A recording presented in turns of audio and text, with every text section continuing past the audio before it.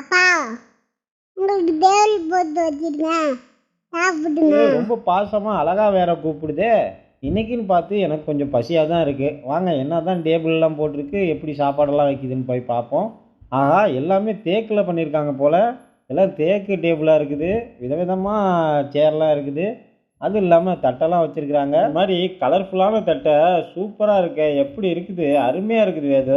கொஞ்ச நேரத்தில் எப்படியும் சோறு வடித்து குழம்பு வச்சிருவோன்னு நினைக்கிறேன். வேதோ கரெக்டு தானே? ஆமாம், ஓகே. நீ சாப்பிட்ற வேலை தான். இனி சாப்பிட ஆரம்பிப்போமா? எனக்கு முன்னாடி வேது கட்டுன்னு கட்டி இருக்குது. அப்பா ஒருத்தர் இருக்காரு அப்படின்னு கூட பார்க்காம, எனக்கு கூட இந்தாப்பா அப்படின்னு கொடுக்காம கட்டுன்னு கட்டுது. நான் வேற உங்கள்கிட்ட பேசிக்கிருந்தேன், அது சாப்பிடாத கூட கவனிக்கல. கவலைப்படாதீங்க, உங்களுக்கு சாப்பாடு தட்டில் ரெடியாக இருக்குது. நானும் போட்டுட்டேன், அப்பளமும் சாப்பிட ஆரம்பிச்சிட்டேன். வாங்க நீங்களும் அந்த வீடியோ பிளாக் எடுத்துகிட்டு வந்து சாப்பிடுங்கன்னு சொல்ல ஆரம்பிக்க, அதுக்கு முன்னாடி அப்பளத்தோட சாப்பாடையும் வச்சுக்கிட்டு சாப்பிட ஆரம்பிச்சிட்டாங்க.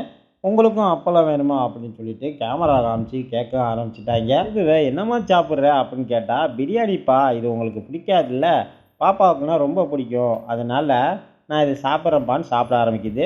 வீடியோவை இது வரைக்கும் பார்த்ததுக்காண்டி வேது பாய் சொல்லுது.